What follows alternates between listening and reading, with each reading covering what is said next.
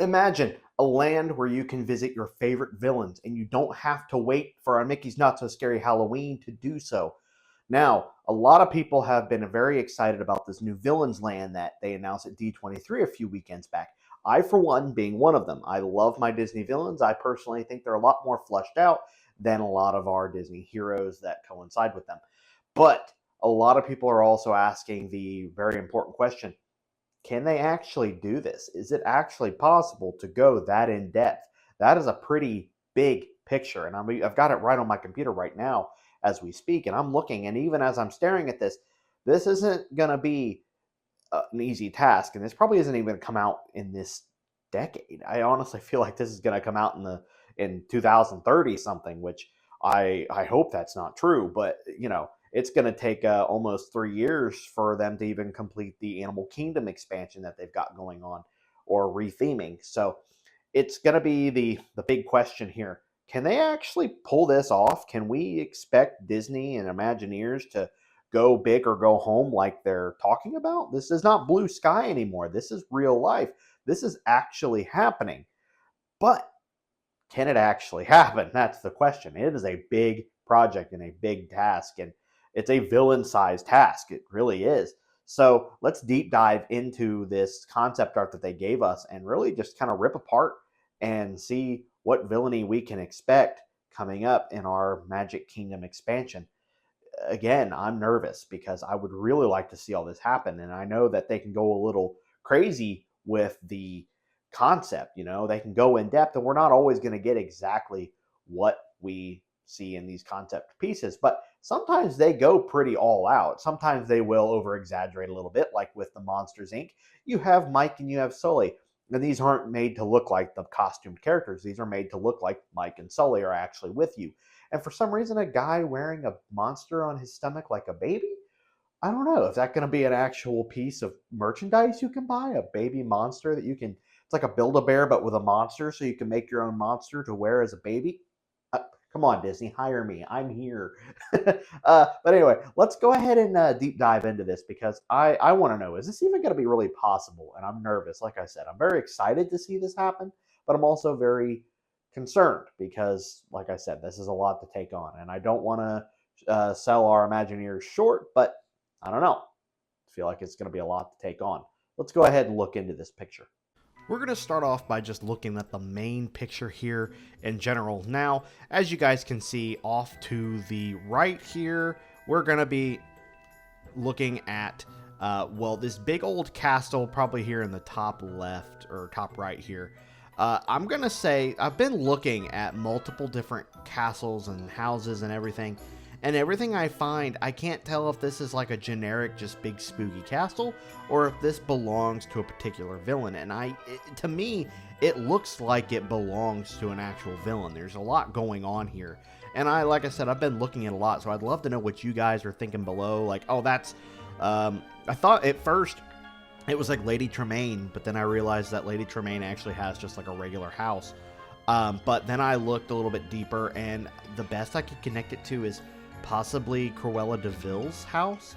It's not even really a castle, but some of it is kind of matching up. I thought maybe that this would have been like one of the other villains, but like, the evil queen's castle is actually quite normal looking. It doesn't have like a lot of creepiness to it. And then I also was like, okay, so maybe it belongs to like the Beast or something, but it doesn't even belong to the Beast.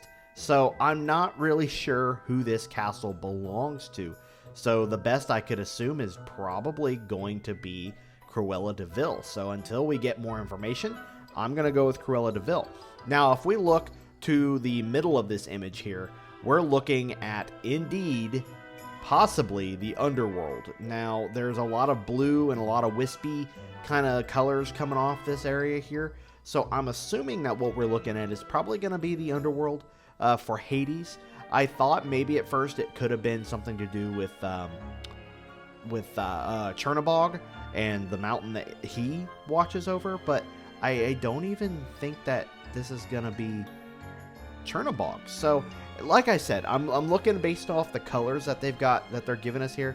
This very well could be possibly gonna be Hades. Going back over to the right, I actually just noticed what looks like Pride Rock, and it's green. So I'm wondering if that area is going to be dedicated to Scar, or if that is just going to be like part of the mountain region that they have kind of encasing everything. Whether these big rocks are going to actually be there or not, I don't know. I don't know if they just made these for the concept, but if they did, it's really cool looking. I'll take it. But is this top corner here behind the castle going to be Scar? Because it looks like there's something on top. It looks like there's like 3 figures standing there.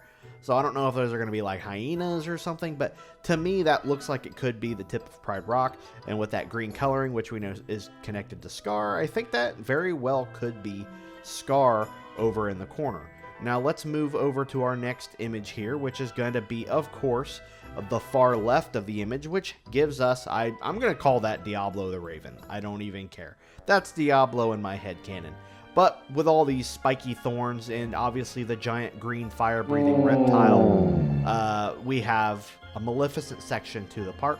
Now, what gets me is this whole thing is kind of Maleficent. You get a whole half of the park or land that is just all her. Now, we all know that she is kind of the unofficial main baddie of all Disney villains. It's kind of just, she was like one of the very first Disney villains we ever got. So, of course, she's going to be looked at as the OG. And, of course, she turns into a dragon, which, if this dragon is going to be animatronic, my wishes go out in my best hope. Because we all know that dragons don't have the easiest of lifespans in the Disney parks.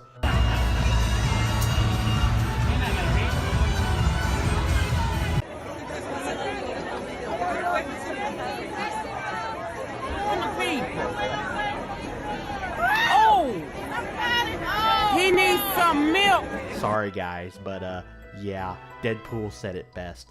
And not to mention, is it actually going to be breathing green fire? That would be really cool, or is that just for the effect that they did? Because we know that Imagineers will put a little extra oomph behind their images and concept art, but nonetheless, this roller coaster looks like it's going to be absolutely insane.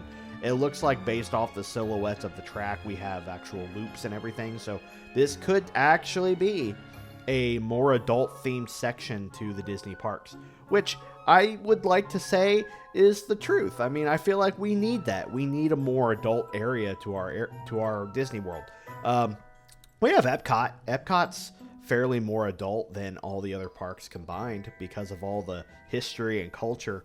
But I would really like to say that this whole area, this whole land is going to be more adult-oriented, because kids these days look at some of those Disney villains and are like terrified of them, which is fine. That's kind of their goal, is to be somewhat scary and somewhat funny and whimsical. But, for us adults that grew up on Disney as we were children, we know who these characters are. We know what they're like. So a lot of us are not going to be nearly as afraid of them as a child would. So I'm definitely for this area of the park. I do think Maleficent's getting a little more love than the other Disney villains, which is obviously expected.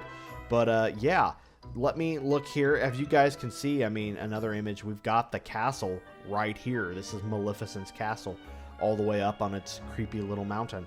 And whether they make that true to scale, which I highly doubt they will, I think they're going to do like a trick of the mind kind of a thing. Kind of like how they do with the actual castle in Magic Kingdom, where it kind of gets a little bit more narrow as it goes up to give the effect that it's taller than it is. So they'll probably end up doing that, where they'll just make it like a smaller feature, but give it that indication, or like that kind of magic, Disney magic, I would say, to make it just look like it's bigger than it really is. And of course, that's going to be a massive task for our Imagineers. But looking back here on the main image, you just get this whole area. You can see on the far right here where these guests are walking in. I'm guessing that's going to be the main entrance. And I'm getting a major vibe that this is Disney's, like, callback to, or not callback, but Disney's,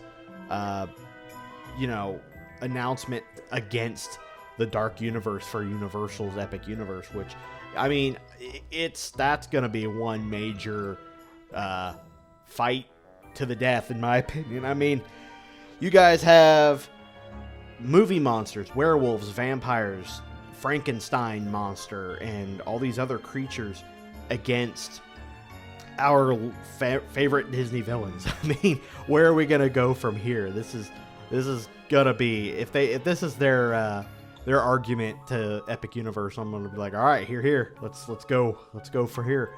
And then of course the one thing I do want to make note that was not on any of the up close images is going to be this roller coaster that's going underground. I don't know. I wouldn't say it's going underground, but it definitely gives off the impression that it is underground.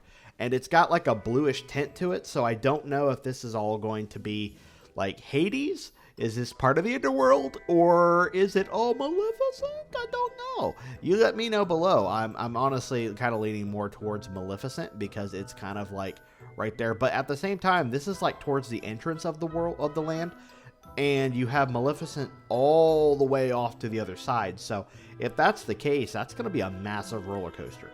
So I guess massive roller coaster for a massive villain. It may not even be connected to either of those rides. So it's interesting to see what roller coaster that villain is going to be connected to. But I want to know what you all think.